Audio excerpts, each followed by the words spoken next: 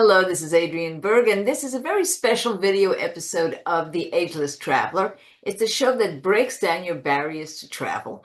And one of the things that we've discovered is that men over the age of 60 travel a lot less than women. And so we went to an old friend of ours, a partner of ours, and on our advisory board. His name is Peter Anderson. And we did a wonderful recording of him, which you'll find on Apple, Spotify, wherever you can hear podcasts about men and travel. But we've excerpted some of the really most important points he's making. He's an insider in the industry. And let's chat with Peter. The way you travel is the way many men travel, and that is business travel. I've been a business traveler all my life, so women do the same. And one of the things that veteran travelers love to do, I call it sneaking away, but it's not really sneaking away, is going on a pre or post trip tour. And you've done that many times. So first, let's ask you, what's been your favorite? What something that you never would have seen if you didn't travel for business? Um, that's a hard one because there's been a It's lot. American, right? Yeah, But I would probably say the wine country of Southern Australia around Melbourne. right, right. Yeah. And it's one of those things that I have done. I've done work in the Melbourne region. And the challenge with traveling for work is it's very strategic and it's very focused. You know, you come in, you do your work, and you leave. Right. So if you're lucky enough to be able to carve a few days on either side, that's where you really get to understand the richness of the environment. And there was one time I was doing a project down there, and I carved out a little time and went to a hot mineral springs right on the peninsula, like on the bay of Melbourne, and there was lots and lots of vineyards around, and it was the tail wagging the dog. It was all of a sudden, this was the highlight of the trip, and the business was just sort of a side note to the whole thing. Well, now we want to get guys out there and traveling. So let's take a look at that aspect of it. Let's say they are already traveling for business. You talk a lot about the value of learning the culture around you so that you can actually be better in business if you're traveling. Explain what you mean about that. Well, every region, including the one you live in, has certain things that we take for granted. And there's and probably the easiest example is I spent a fair bit of time in both Japan and Germany. And in those areas, punctuality is next to godliness. Got You it. would never be 10 minutes late for anything in either of those societies. So you plan on getting lost time and you plan on what could go wrong time because you arrive 15 minutes early, because you might as well not even go to the meeting if you arrive 5 minutes late. So the culture gives some insight not only to the punctuality issues, but also to the preciseness of the people. So you want to be armed with facts and specific figures and empirical data as opposed to trends, unless they're supported by data, because the window about punctuality told me a whole lot about how the cultures think and where they give you credibility, where they become receptive, and so that was one area. Yeah, so what we're trying to say here is that on the motivational scale, particularly if you're a younger person and you are traveling and you're traveling for business, it really behooves you to take a look around and Absolutely. see what's going on in that culture. You'll have greater cultural competency. That's true of women and men, but since we're trying to motivate guys, so one thing is it helps your bottom line to travel. Now, and by the way, if you do have a family member like a spouse or a partner, you can take them with you. Many good conferences actually have special events for your partners. And then you've been involved with some of those too and created some of those. Tell us about that. Oh, absolutely. I mean, your partner can give you insight to the context, um, but especially if you're doing a long haul flight, you want to be able to justify the 12 hours on the plane, and so having a spouse or a partner or having somebody else who comes with you they don't want to sit in a hotel room, You or bet. if it's not what they're interested. And quite frankly, anybody can lie by a pool anywhere in the world. Right. So if you're going to be traveling, and taking advantage of the destination is a great way to justify the cost, the time, and you go away with um, a richness that you wouldn't have, you know. So I highly recommend it, and I think that your partners can also give you some insight as to how a society works. I see. And the reason I'm doing this topic, Travel Bros, is I see a tremendous trend toward catering to women. Everything from safety to solo travel to group travel to the camaraderie that women love to have, retreats, self exploration, lots of fem stuff. Anything like that for men, whether it's hotels, trips, or spas. Well, that's a great question, Adrian, and I would say we're getting more of that in the terms of wellness and in terms of um, wellness travel. And what that really is going to a place for exploration. Sometimes there are destinations that actually have wellness components, or the whole destination is built around wellness, and the cornerstones of your day are hiking, good nutrition, great massages, um, uh, learning how to take better care of yourself. And men are a little bit late to the party in that regard. I mean, the classic dynamic is that a woman will go with her girlfriend. Yes. She will then bring her boyfriend or husband along, and then they will incorporate either their business or their buddies into the travel. But you're right, it does start with the female perspective. I think women are a little more curious than men by and large. But men are starting to realize that there are health benefits, there are great ways to clear your mind. There is a curiosity there, that men embrace travel. There's another thing about kind of the male ego, that men like to do things to brag about them. That Something there that is you that. can compete on, yes. Yes. Competition.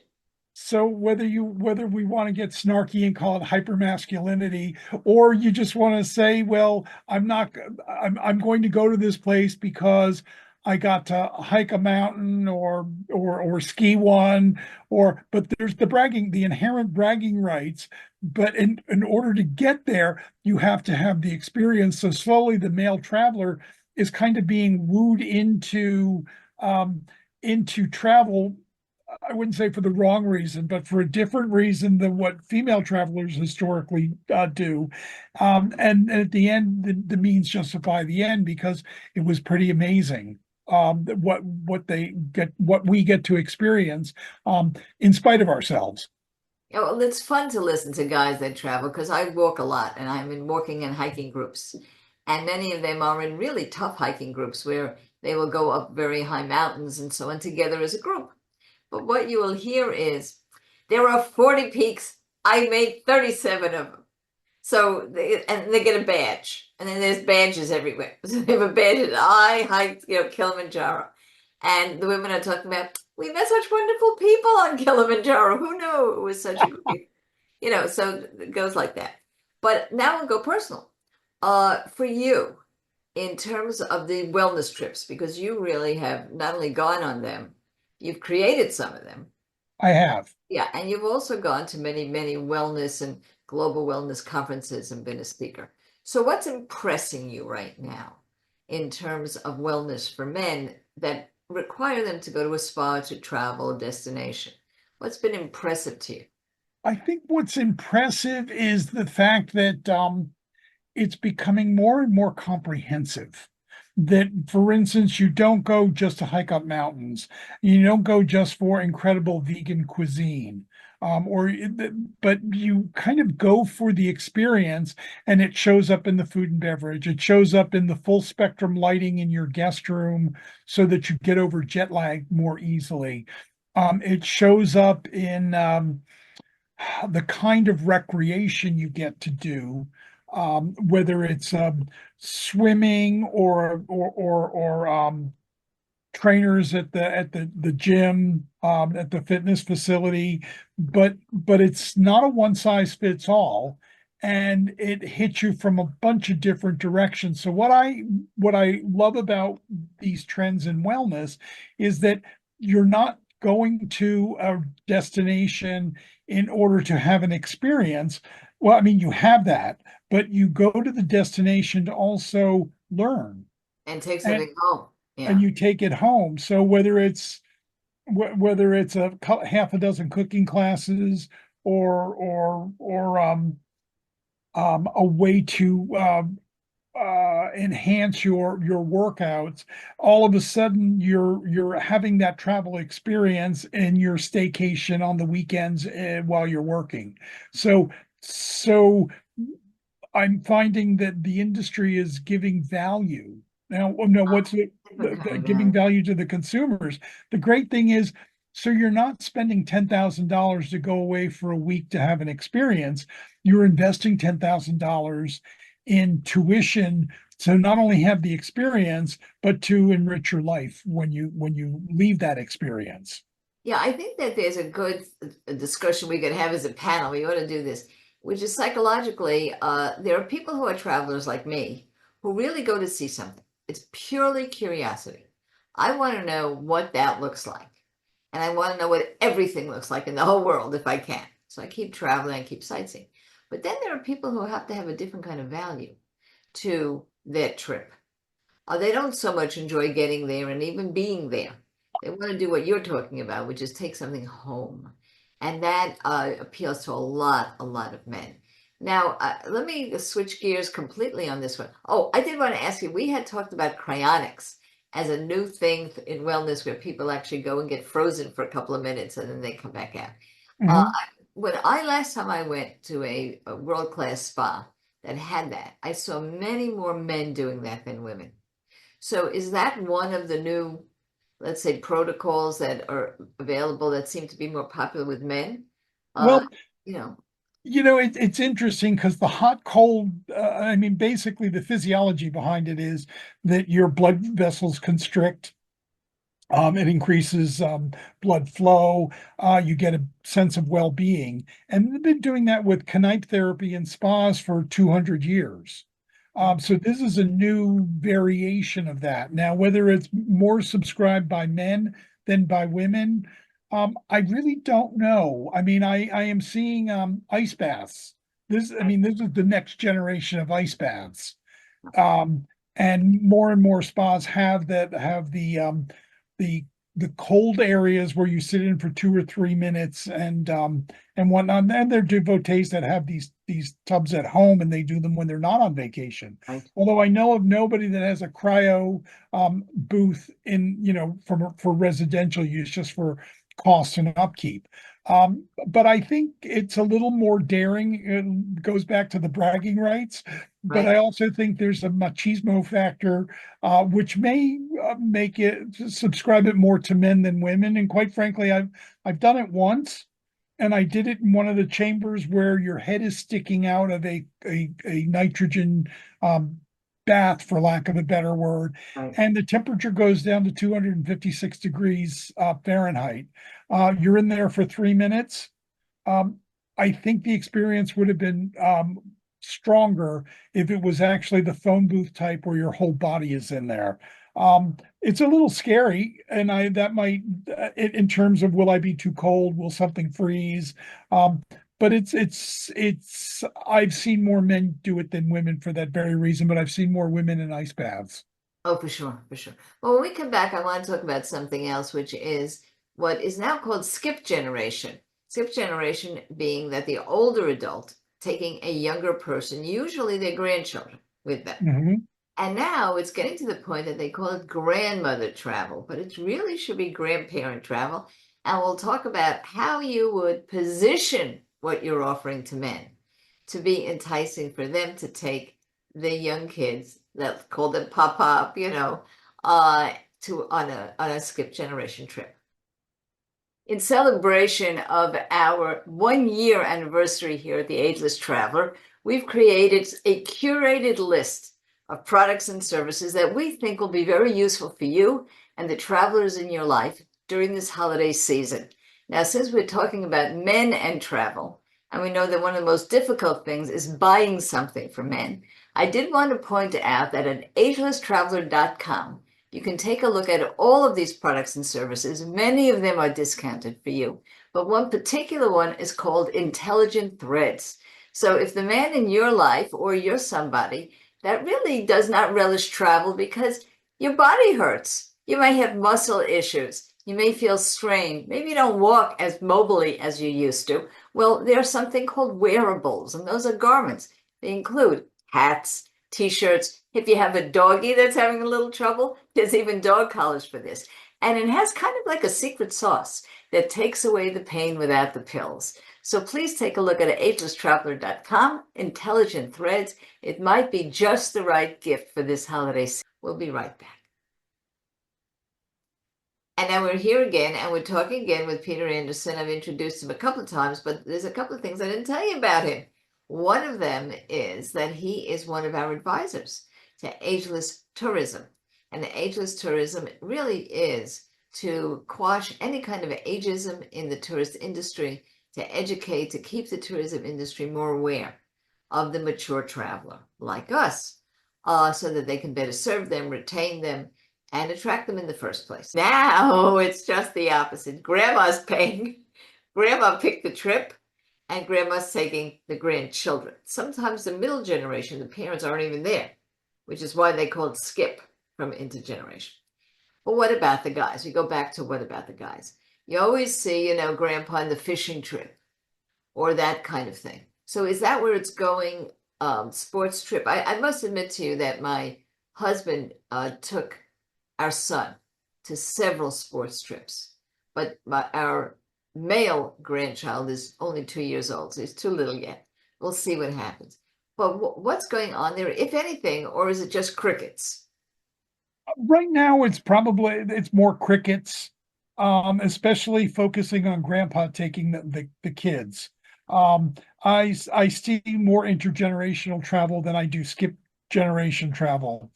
There's probably two things that if I were devising a skip generation travel program that I would want to focus on is it has to be fun. Yes. That children, well, we may all be guilty of this to a point, but when you're having a good time, you don't want to feel as if it's something you have to do, but what you want to do. And so there's a lot of ways to capitalize on being out of your environment where there's a sense of awe and wonder, and you get the geography and the history and the culture and the cuisine. And it's all kind of seamlessly rolled into the day's experience. So the other thing is that there's limitations for both the over 70 and the under 10 demographic. And so I would say be kind to yourselves that you don't want to push children too hard or yourself too hard. And so it may require a modified or a more flexible schedule. It may be only hiking halfway up the mountain or hiking up the bunny hill as opposed to the mountain, but hanging on to the essence of why you're traveling and getting out of that male mindset of bragging rights and machismo about, well, we did all these things. And I think that would create a very successful experience for both sets of bookends. So when we come back, we're going to take a little bit of a break. We're going to come back to our last segment, and we're going to talk about what I consider personally one of the most important things about travel. And I want to get Peter's take on this and whether or not there's any gender difference in preferences, and that's food and drink. Don't you go anywhere. Now, we talk about lifelong travel. The motto of the Ageless Traveler, never stop traveling. But a time might come in anyone's life when they become an armchair traveler. And so what do we have for you for this holiday season? A terrific gift for your loved ones or yourself called Wowzitude. Now, this actually allows people to use their computer and watch guided tours in real time. They can even interact with the guides. And we've been very, very fortunate to have the generosity of those who own and created Wowzatoo to give us a very, very deep discount because they really want to make sure that even if you cannot get out of your chair, you never stop traveling. And to learn more about Wowzatoo, simply look at agelesstraveler.com products and services page. And we are back. We're back for our last segment. And before we dive into one of the biggest trends in travel, which is culinary travel, going someplace specifically for eating and drinking, you already heard, if you listen to the beginning of the show, that of all the places that Peter enjoyed on a business trip, it was wine country. It was Australian wine country. Well, I don't think he just looked at the grapes, you know? So, we're going to talk about that.